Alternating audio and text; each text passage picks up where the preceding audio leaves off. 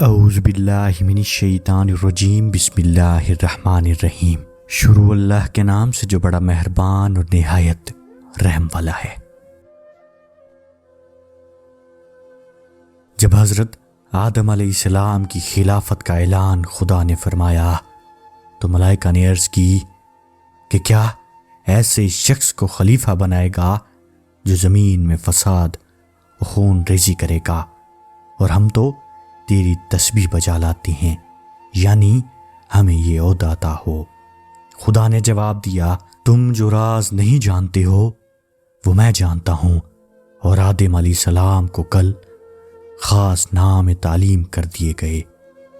پھر کچھ ہستیوں کو فرشتوں کے روبرو کر کے پوچھا، ان ہستیوں کے نام بتاؤ۔ فرشتوں نے کہا، ہم تو صرف اتنا ہی جانتے ہیں جتنا تو نے بتایا ہے۔ خدا نے آدم علیہ السلام سے فرمایا، تم ان ہستیوں کے نام بتا دو۔ آدم علیہ السلام نے بتا دیا۔ تو خدا نے کہا کہ میں نہ کہتا تھا، میں آسمان و زمین کے پوشیدہ راز جانتا ہوں۔ اس کے بعد تمام فرشتوں کو حکم دیا کہ آدم علیہ السلام کے سامنے جھک جاؤ۔ سب سجدہ میں گر گئے، مگر ابلیس نے نہ مانا اور وہ کافر ہو گیا۔ خدا نے اس پر قیامت تک لعنت کی اور کہنے لگا، میں آدم علیہ السلام سے بہتر ہوں، یہ مٹی سے بنے ہیں اور میں آگ سے بنا ہوں۔ خدا نے اسے مقام کرب سے نکال دیا اور اس کو مردود قرار دے دیا۔ اس نے عرض کی، مجھے زندہ رکھ قیامت تک تاکہ میں تیرے بندوں کو گمراہ کروں۔ خدا نے فرمایا، وقت معلوم تک تجھ کو مہلت ہے، مگر میرے خاص بندوں کو تو گمراہ نہیں کر سکتا۔ ابلیس چونکہ آدم علیہ السلام کا دشمن ہو گیا، اس لیے وہ اس طاق میں رہا ان کو نقصان پہنچائے۔ جب خدا نے آدم علیہ السلام اور حوا کو جنت میں سکونت کا حق دیا اور تمام پھل اور جنت کے تمام میوے کھانے کی اجازت دی اور فرمایا، اس خاص شجر کے نزدیک نہ جانا، اس کو استعمال نہ کرنا ورنہ نقصان اٹھاؤ گے، ابلیس نے تدبیر سوچ کر آدم علیہ السلام اور حوا کو جنت سے نکلوا دیا۔ اس نے قسم کھا کر کہا، خدا نے تمہیں اس درخت سے نہیں روکا۔ حضرت آدم علیہ السلام اور حوا نے اس کی قسم پر اعتبار کر لیا اور اس درخت کا پھل کھا لیا، کیونکہ قسم کا اعتبار کرنا ایمان کی نشانی ہے، مگر شیطان نے جھوٹی قسم کھائی اور اس لیے وہ گنہگار ہو گیا۔ خداوند عالم نے ان کو جنت سے اتار دیا اور انہیں حکم دیا کہ وہ مکہ کی طرف سفر کریں۔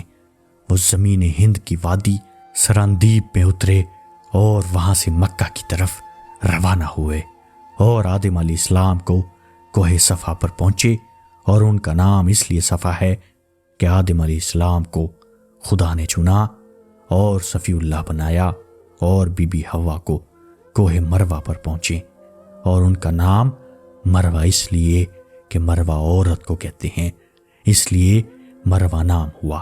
حضرت آدم علیہ السلام نے اپنے اس بے موقع فعل کی معافی چاہی اور اللہ کے دربار میں توبہ کی۔ خدا نے توبہ قبول فرمائی۔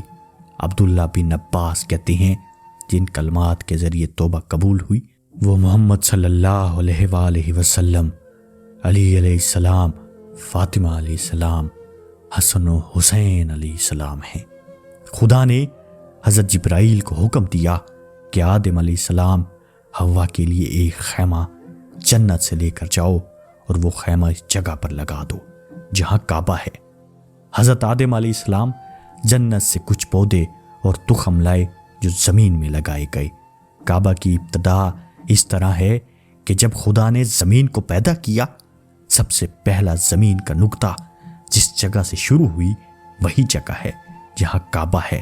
یہ جگہ بلند تھی، اس لیے اس کو کعبہ کہتے ہیں، کیونکہ کعب بلندی کو کہتے ہیں۔ جب زمین تیار ہو چکی اور آدم علیہ السلام پیدا کر چکے، انہیں جنت سے اتار کر زمین پر بھیجا تو وہ کوہ صفا مروہ پر اترے۔ پھر ان کے لیے जन्नत से खैमा भेजा गया जो काबा की जगह पर लगाया गया। काबा की चौहदी में 4 पत्थर नस्ब किए गए जिनको जिब्राइल लाए। एक पत्थर कोहे सफ़ाए, दूसरा कोहे मरवा है, तीसरा तूर सीना है, चौथा जबल इस्लाम यानी नजफुल शर्फ से, और फिर हजर अस्वद रखा गया जो बतौर अमानत कोहे अबू कीस पर रखा गया। और ये हजर अस्वद जन्नत से आया था और दर हकीकत ये एक फरिश्ता था जिसके पास खुदा का अहदो मीसाक था। खुदा ने चाहा ये अहदो मीसाक ज़मीन पर भी जारी हो, लिहाजा इस फरिश्ते को बसूरत हजर अस्वद बनाकर काबा में भेजा गया। ज़मीन वाले इसके लिए ज़रिए अहदो मीसाक को अदा करते हैं। हज़रत आदम अलैहिस्सलाम ने काबा का तवाफ़ किया और ज़मीन के फरिश्तों ने भी तवाफ़ किया। ये देख कर आसमानी फरिश्तों ने भी ख्वाहिश की हमारे लिए भी कोई काबा हो जिसके गिर्द तवाफ़ करें, तो खुदा ने उनके लिए काबा के बिलमुकाबिल आसमान पर बैतुल मामूर बनाया जिसका वो तवाफ़ करते हैं। इस काबा की दीवारों को इन 4 पत्थरों की बुनियादों पर आदम अलैहिस्सलाम ने बुलंद किया। माह ज़ीक़द की 65 तारीख ज़मीन बिछाई गई और इसी रोज़ काबा की बुनियाद रखी गई और हज़रत आदम अलैहिस्सलाम भी 65 ज़ीक़द को ज़मीन पर उतारे गए और इसी तारीख काबा में पहुँचे और जिस ज़मीन पर कदम रखते थे सर सब्ज़ व शादाब हो जाती थी। हज़रत आदम अलैहिस्सलाम को खुदा ने मेवाहाए जन्नत भेजे जो नोश करते रहे और दरख्त अंगूर जो अपने हमरा लाए थे वो ज़मीन पर लगाए और तुखम भी बोए जो चुनाचा पैदावार होने लगी और गंदम जो पैदा होने लगी और कुछ पौधे खुदा ने खुरमा और अनार और जैतून के भेजे जो आदम अलैहिस्सलाम ने ज़मीन पर लगाए और हज़रत आदम अलैहिस्सलाम बराबर ज़राअत करते रहे और खूब पैदावार होती रही और बीबी हवा उनको हाथों से काट कर कपड़े बनाती थी। आपको ये वीडियो कैसी लगी कमेंट बॉक्स में अपनी राय का इजहार ज़रूर कीजिएगा और अगर अभी तक आपने हमारे चैनल को सब्सक्राइब नहीं किया बराए मेहरबानी चैनल को सब्सक्राइब कीजिए और घंटी के बटन को लाजमी दबा दीजिए ताकि इस तरह की तमाम वीडियोस आप तक बआसानी पहुंच सकें। हो सके तो अपने कीमती वक्त में से थोड़ा सा वक्त निकाल कर इस वीडियो को ज़्यादा से ज़्यादा शेयर कीजिए क्योंकि अच्छी बात किसी तक पहुंचाना बेहतरीन सदक़े जारिया है। इस दीनी काम और दीन को फैलाने में हमारी मदद कीजिए। जज़ाकल्लाह।